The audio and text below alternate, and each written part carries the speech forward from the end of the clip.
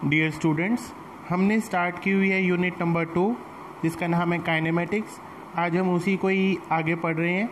आज हम पढ़ेंगे टॉपिक वेलोसिटी। ये आपने 9th क्लास में भी थोड़ा पढ़ा हुआ है इसके बारे में, इसको हम आज और एक्सटेंड करेंगे। अब हम पढ़ते हैं कि वेलोसिटी क्या चीज़ होती है। Velocity the displacement of particle और body per unit time is called velocity of the body. यानी कि बॉडी की डिस्प्लेसमेंट पर यूनिट टाइम यानी पर सेकंड जब हम देखते हैं तो उसको हम कहते हैं वेलोसिटी।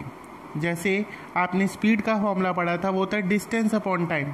वेलोसिटी में क्या चेंजेस आए कि यहाँ पर हो गया displacement upon time. Displacement is a vector quantity, इसलिए वेलोसिटी भी क्या हो गई, वेक्टर क्वांटिटी।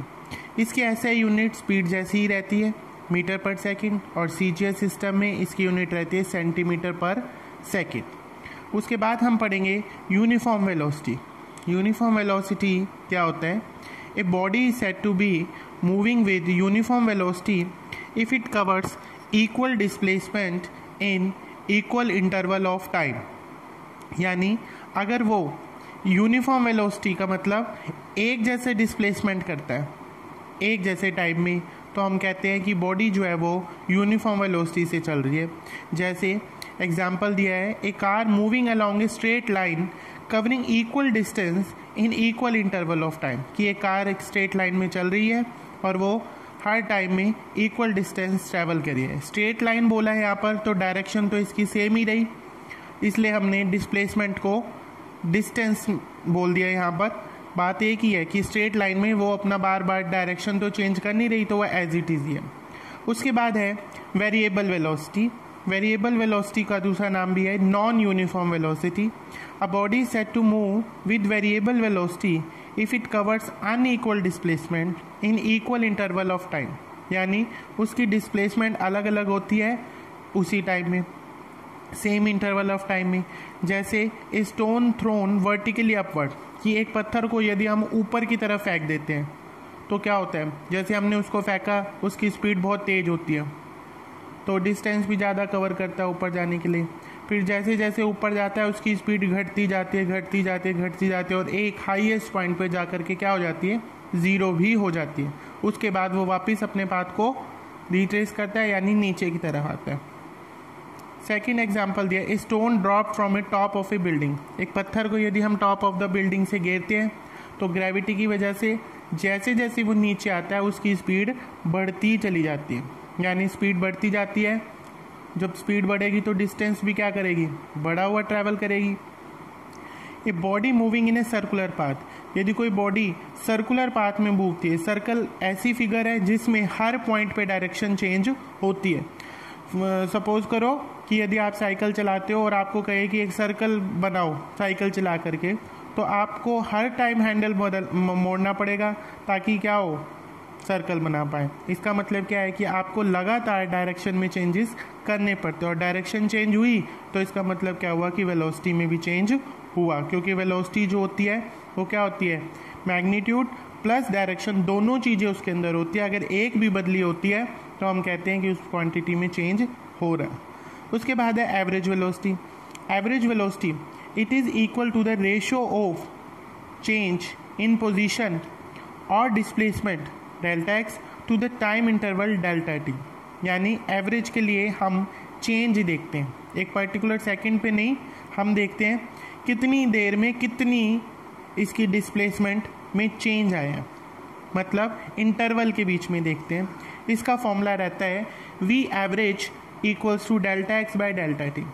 उसके बाद है इंस्टेंटेनियस वेलोसिटी। इंस्टेंटेनियस वेलोसिटी क्या होती है?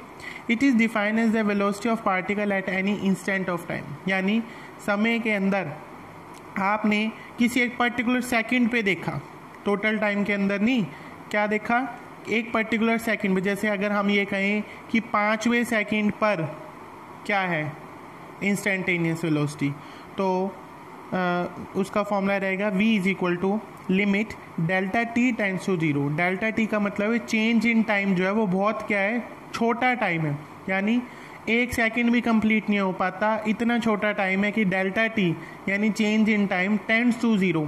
इस एरो को बोलते हैं टेंड्स टू ज़ीरो, यानी वो ज़ीरो को अप्रोच कर रहा है। Delta x by delta t equal to क्या आ जाता है, d x by d t. D जो लग जाता है इसका मतलब होता है बहुत बहुत छोटी quantity. Note, if the velocity of an object changes at uniform rate, अगर वेलोसिटी लगातार एक जैसे रेट से चेंज हो रही है, यानी इसका मतलब क्या हुआ, equal amount in equal interval of time in a particular direction, तो उसकी एवरेज वेलोसिटी का फॉर्मूला सिंपली हम u plus v by two भी लिख सकते हैं। यानी पहले उसकी वेलोसिटी कितनी थी, अब कितनी है, डिवाइड बाई टू। जैसे कोई गाड़ी सीधी सीधी चल रही है, पहले 30 पे चल रही है फिर 50 पे चल रही है, तो एवरेज कितनी होगी, 30 प्लस 50 डिवाइड बाई टू, ठीक है ना। 80/2 कितना आ गया, 40 मीटर पर सेकेंड। u यहाँ पर किसके लिए सिंबल इस्तेमाल किया गया है, इनिशियल वेलोसिटी ऑफ ऑब्जेक्ट, और v जो है वो किसके लिए इस्तेमाल किया है, final velocity of an object. उसके बाद नेक्स्ट है हमारे पास difference between speed and velocity. जैसे हमने पहले किया था डिस्टेंस और डिस्प्लेसमेंट में डिफरेंसेस, अब हम करेंगे स्पीड और वेलोसिटी में डिफरेंस। जैसे पहला point, it is a distance covered by body in unit time, और वेलोसिटी में डिस्टेंस की जगह क्या आ जाएगा, डिस्प्लेसमेंट। डिस्प्लेसमेंट डिस्टेंस से बना है पर उसमें क्या है, डिस्टेंस प्लस डायरेक्शन भी है। पर यूनिट टाइम कितना होता है, 1 सेकेंड जितना। फिर सेकेंड पॉइंट, स्पीड के लिए it is a scalar quantity, और जो डिस्प्लेसमेंट है वो क्या है, it is a vector quantity. Speed, third point, it is always positive and can't be negative. Speed कभी भी नेगेटिव नहीं होती, जबकि वेलोसिटी जो है वो पॉजिटिव नेगेटिव हो सकती है। उसके बाद है fourth point, it is equal to और greater than velocity of body, यानी स्पीड जो है वो वेलोसिटी के जितनी हो सकती है या उससे ज़्यादा होगी, नेगेटिव नहीं होती। जबकि जो वेलोसिटी है उसमें फोर्थ पॉइंट में क्या लिखा है, इट इज़ इक्वल टू और लेस देन, ये कम भी हो सकती है और बराबर भी हो सकती है। बराबर कब होगी, स्पीड और वेलोसिटी, जब वो पर्टिकुलर एक ही डायरेक्शन में कोई चीज़ चल रही है, यानी वो डायरेक्शन चेंज नहीं करती, पहले वही डायरेक्शन थी अभी भी वही डायरेक्शन है, तो स्पीड वेलोसिटी दोनों इक्वल है। Fifth point, average speed of a moving object can not be zero, यानी एक कोई बॉडी मूव कर रही है, हम कह रहे हैं मूविंग ऑब्जेक्ट की स्पीड जीरो नहीं हो सकती। अगर मूविंग कह दिया तो इसका मतलब क्या हुआ कि वो चल रही है, और जब चीज़ चल रही है तो उसकी स्पीड कैसे जीरो हो सकती है।